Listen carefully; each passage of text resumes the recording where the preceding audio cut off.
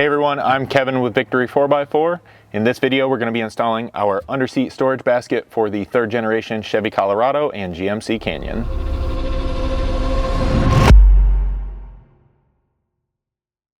So here you can kind of see all of the main components of the underseat basket kind of laid out on our carts. We're actually going to start off by getting some of the factory components disassembled and removed inside of the truck, as well as the mounting brackets installed in there. We'll then come back to the assembly and installation of the basket. Here inside the truck, you're going to need to obviously fold the seats up using the release levers on the side. You can then come in here and remove the spare tire tooling. These are just kind of helmet style straps in here that can be undone to free this up. You can then grab an 8mm socket and remove all of the hex head fasteners holding in these kind of rubber bumpers here. You've got 5 along this top edge that are going to be reused, and then 2 down here closer to the base of the seat that can be discarded.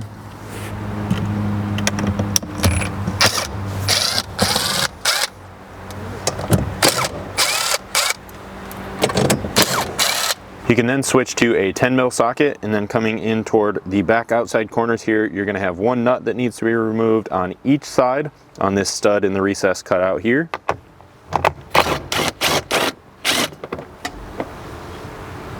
And that should free up this plastic enough that you can lift it off and remove it from the vehicle. We then need to remove the metal subframe here, so you'll follow each of these braces back. There's one on each side, and just in under the seat you'll find the stud that holds a nut that needs to be removed. For that you'll need a 13mm socket.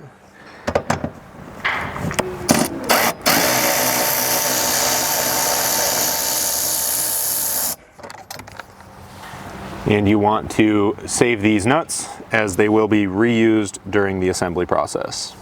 For the front hardware, you'll need a T50 Torx, and these 2 bolts, 1 per side, will be reused as well.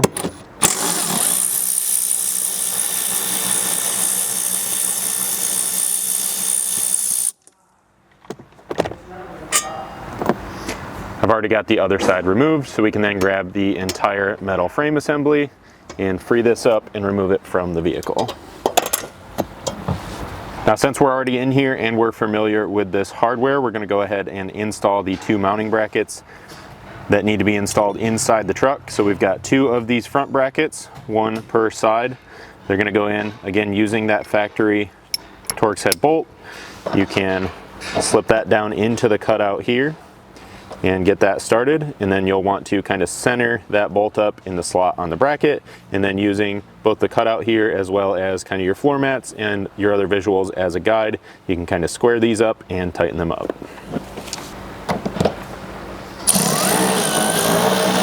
As for the rear brackets, these are going to slide in underneath the carpet through this cutout, just like the factory mounting bracket did. They've got pre-installed nuts on here that you want to make sure are down underneath the bracket, and then you can slide this on, making sure that it's seated on the factory stud under there, and reinstall that factory nut.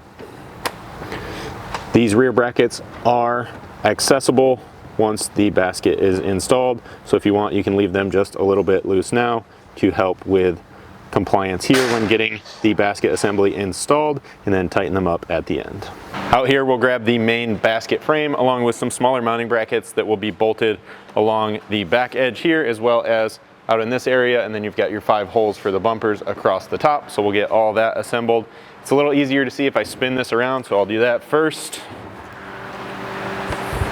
So starting on each outside end, you're going to find one of the kind of 90-degree mounting brackets right here.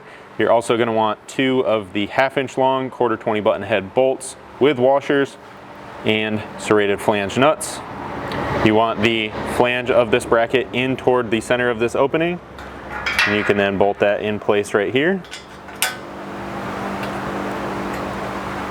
These will be tightened up with a 5/32 hex, and then you can do the same thing over on the other side. You'll use the same mounting bracket for each of the doors, so those are going to go kind of in underneath here with the flange out toward the outside of the door like you see here, and then use the same hardware. So once both brackets are bolted in place, each door should look like this. Then moving in here where the 2 doors meet, You'll have two of this mounting bracket. They're basically going to bolt together just like I had them here. So tight together in the center. They'll slide in and line up with the 4 mounting holes here and use 4 more of those same 1/4" bolts and nuts. You can then grab the 2 latch catch brackets. These are going to be installed in the mounting holes up here along this flange. You do have 4 rubber bumpers that are pretty small. They need to be installed into this flange, which will kind of be the top side of the bracket. And really you can just kind of press the tapered end down in and sort of twist these into place is the best way I've found to do it. And then pull them down tight, which should leave you with something that looks like this one with all 4 installed. These are going to install on the bottom side of this flange, and then for these you're going to use 3/4" long 1/4 button heads, again with those serrated flange nuts on the bottom side. These brackets are slotted so that you can adjust them, basically to adjust the tension on the latch catch for the door, which we'll install in a moment. So you can leave these loose for now and tighten them later on. Then the 5 rubber bumpers can be installed along the top edge. For these we provide you another 3/4 long 1/4 button head, and then on the underside you're going to find the 5 flanged nylock nuts for this location. For those, you'll again need your 5/32, and this time you'll want a 7/16 socket or wrench to hold that nylock nut. And you're just going to tighten these down until it very lightly starts to compress and holds that bumper snug.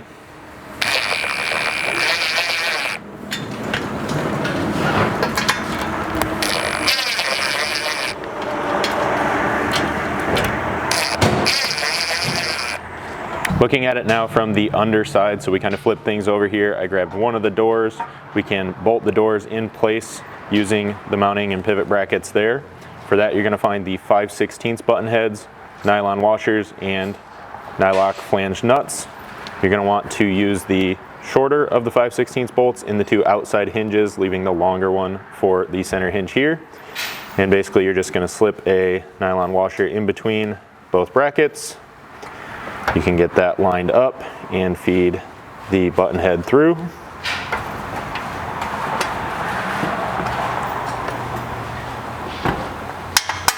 Then thread the nylock nut on here. At that point you'll need a 1/2" wrench and a 3/16 hex to tighten these up. And you're basically going to tighten them until they are snug and not going to rattle, but still allow the door to pivot with relative ease. But you can kind of fine tune that to your preference there once all 3 of your mounting bolts are installed. So here is a look at it once you have all 3 of your mounting bolts in, both doors in place. Keep in mind, if you're having any minor issues with misalignment or any tightness between the brackets in the doors, washers, hardware, whatever the case may be, that you can always loosen these mounting brackets back up for some added compliance there, and then tighten everything back up once it's all installed. The last thing you need to do before this goes in the truck is install your latches here in the doors. So for these, you first want to remove the 2 Phillips head screws along with washers from the back side. That will allow this to release the kind of clamshell clamp bracket here. You can then slide the latch in through the indexing cutout in the door and reinstall that on the back side using those same Phillips head screws.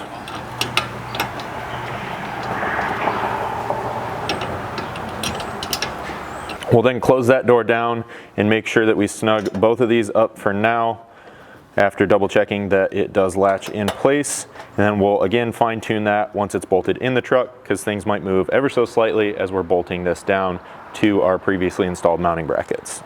You can then assemble the outer end cap, if you will. So that consists of 3 pieces for each side. We'll show you one side here, and it's basically just the mirror over on the other side. You're again using 1/4 by 3/4 long button heads with flange nuts here. So we'll first put on this upper cap panel using 3 bolts into the side. The top plate can then be installed using the 4 mounting holes along this edge. It's a good idea here as well to leave these just a little bit loose for some added compliance until you have all your hardware started. And then to kind of finish this side up, you can install the outside logo plate. This one's going to have 4 mounting holes across the top as well as 2 here on the side, and when installing these 2, be sure to run them kind of from the inside out, leaving the bolt end and the nut over in here so that it's not visible through the MOLLE panel portion on the front of the basket. You'll again tighten all of these with your 5/32 hex and then repeat this process over on the other side.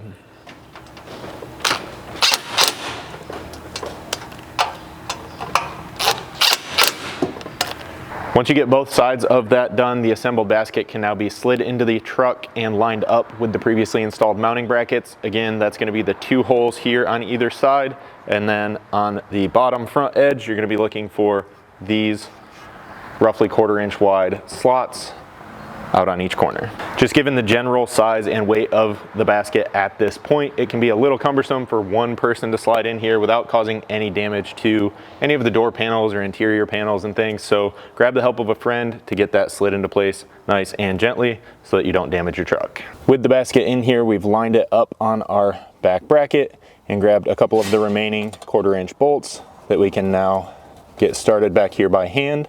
So do that on both of the rear brackets, and then we'll jump out to the front. You may need to lift up slightly on the front to aid with alignment of the mounting holes here. And you can then install your 1/4 inch hardware again on both sides, and once you have all of these started, come back and tighten them up again with your 5/32. With all that 1/4 inch hardware tight, grab your 13, and you want to remember to come back in here and tighten up the rear mounting brackets using that factory nut. We're now going to install the mounting bracket for the power supply module tucked in here under the seat from the factory. Admittedly, this could be installed earlier on in the install, but we're going to go ahead and show you that it can be done now in case you forget it as well. Essentially, it's going to use these 2 mounting fasteners right here that you would have installed during the assembly of this basket. It's basically going to go in place underneath this flange in this orientation, so with the tabs up and this flange out toward the passenger side of the vehicle.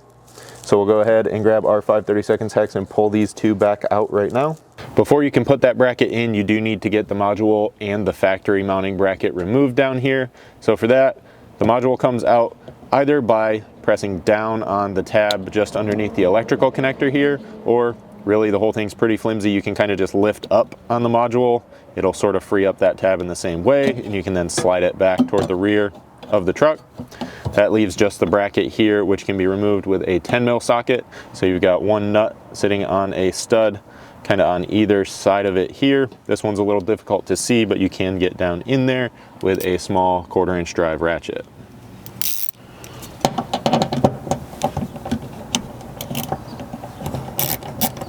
With that hardware removed, there's just one more stud that has kind of a plastic clip, if you will, holding it on the front. So you can lift this up and peel it off of that stud. This can then be discarded along with that factory mounting hardware, and you can grab your new bracket to get it installed. So you can reach that in underneath. I've kind of got one of the nuts in place there so that we can hopefully get it started as we feed the bolt down through.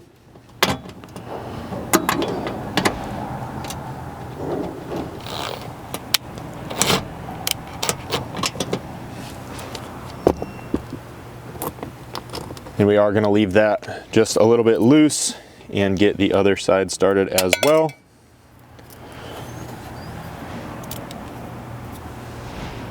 While the bracket's still loose, you can grab the module and then slide it in between kind of the mounting bracket and the top side of your underseat basket here. You'll press it back until the connector is pretty much flush with the end of the bracket, and then gently snug up that mount.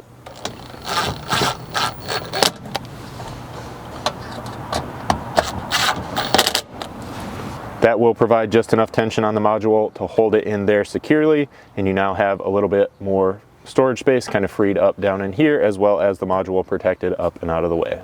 Once all your hardware is tight, you basically just need to check that everything is functioning to your liking and make any minor adjustments as needed. So open up your doors, make sure you're happy with the tension on your latches once again. Make sure that your latches are catching properly here and adjust the latch catches as needed.